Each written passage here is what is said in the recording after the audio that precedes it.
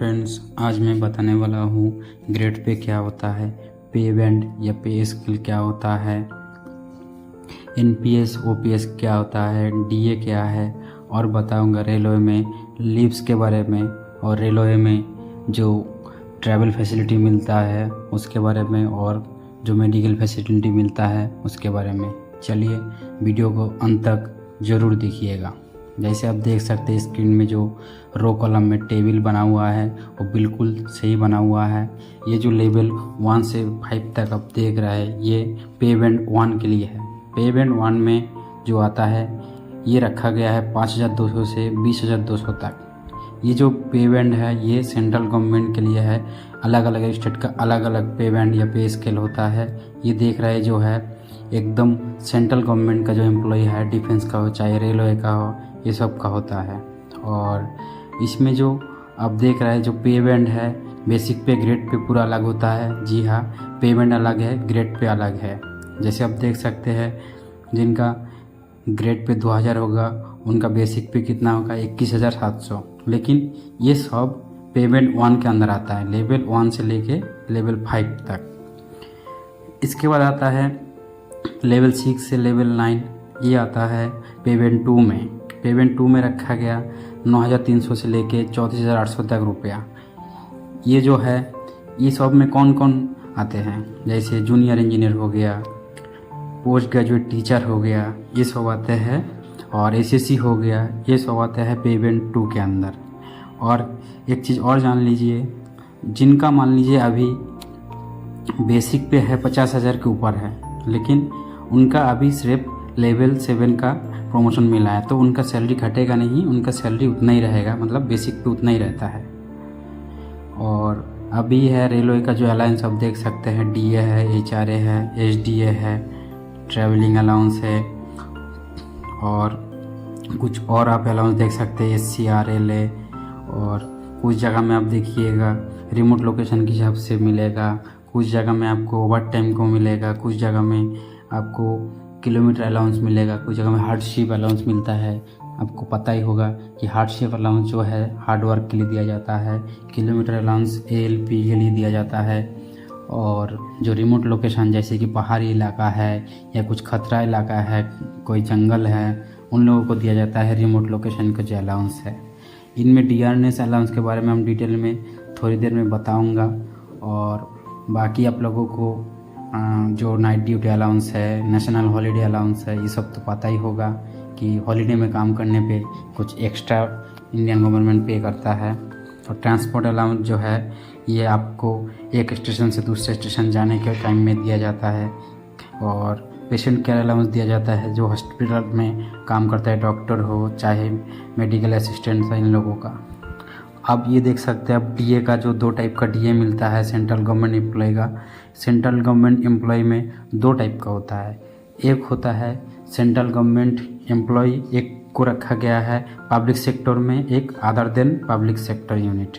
Public sector unit में जो DA है इन लोगों का साल में 4 बार डीए काउंट किया जाता है।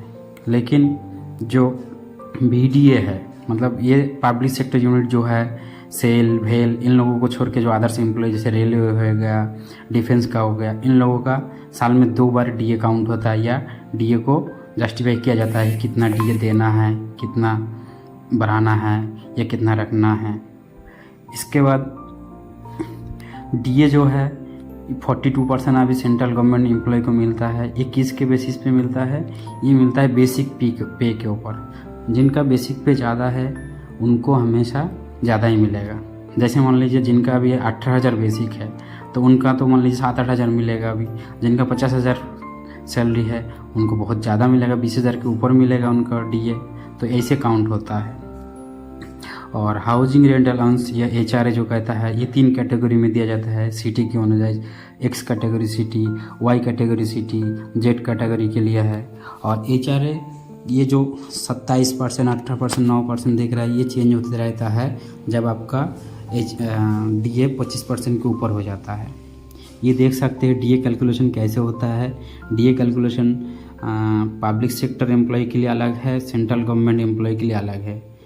फिर बता देता हूँ पब्लिक सेक्टर एम्प्लॉय कौन कौन है, जैसे सेल हो गया, भेल हो गया, और पावर ग्रिड हो गए, ये सब जो महारत्न कंपनी है ये सब आते हैं ज़्यादातर पब्लिक सेक्टर एम्प्लॉई में।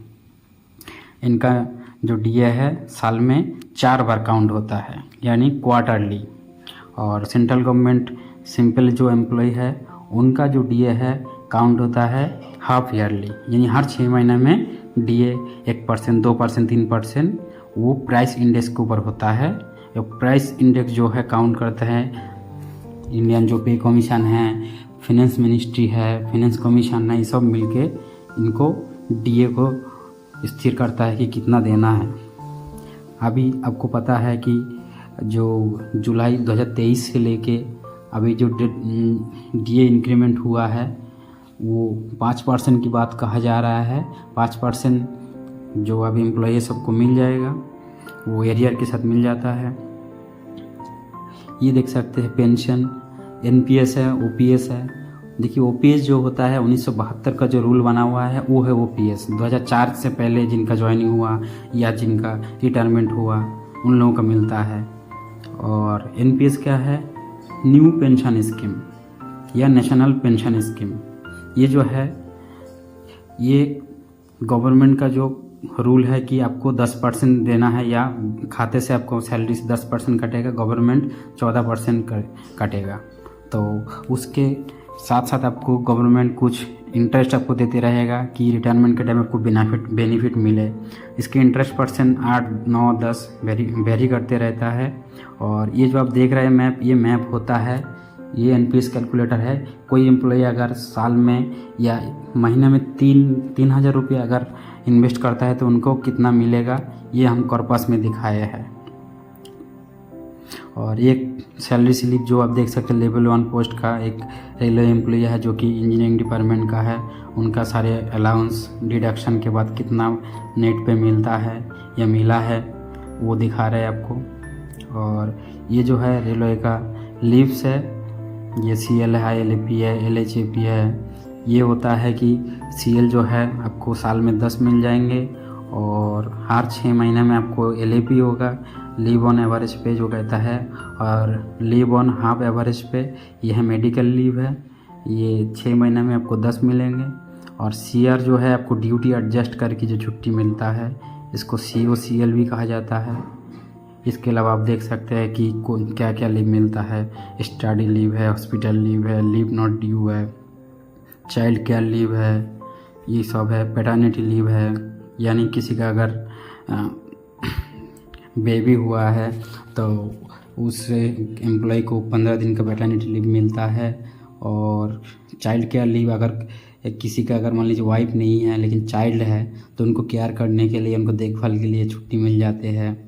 और ऐसा कुछ और लीव्स है जो कुछ कंडीशन के ऊपर मिलता है, सबको नहीं मिलता है, लेकिन जो कॉमन है CL है, LAP है, LHAP है, CR है, ये आपको ऑटोमेटिक ऐड होता है, ऑटोमेटिक आप कटवा सकते हैं।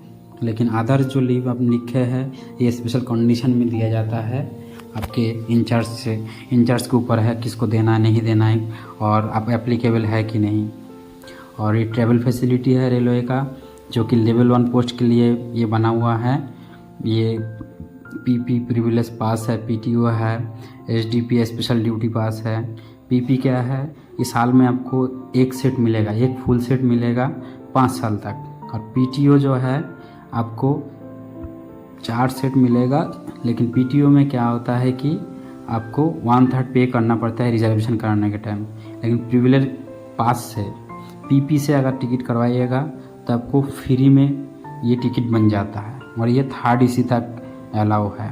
और स्पेशल ड्यूटी पास है, आपको कहीं जाना है या ऑफिस से कहीं भेज रहा है तो ये ऑफिशियली एक ड्यूटी पास बना देता है आपको। और मेडिकल फैसिलिटी जो है ये रेलवे का रूल है कि जो एम्प्लॉई है साथ में वाइफ या हस्बैंड को मिलेगा, साथ में 2 चाइल्ड, मैक्सिमम 2 चाइल्ड, यानी जिनके पास 3 चाइल्ड है उनको तीसरी चाइल्ड को या कोई एक चाइल्ड को ये फैसिलिटी नहीं मिलने वाला है। और विडो सिस्टर होना चाहिए, विधवा होना चाहिए सिस्टर, या अगर मम्मी विधवा है तो मिल जाएंगे, लेकिन मम्मी विधवा नहीं है तो ये मेडिकल फैसिलिटी नहीं देता है। और अभी रेलवे का जो है ये एक स्पेशल कुछ हॉस्पिटल है ये फैसिलिटी के लिए।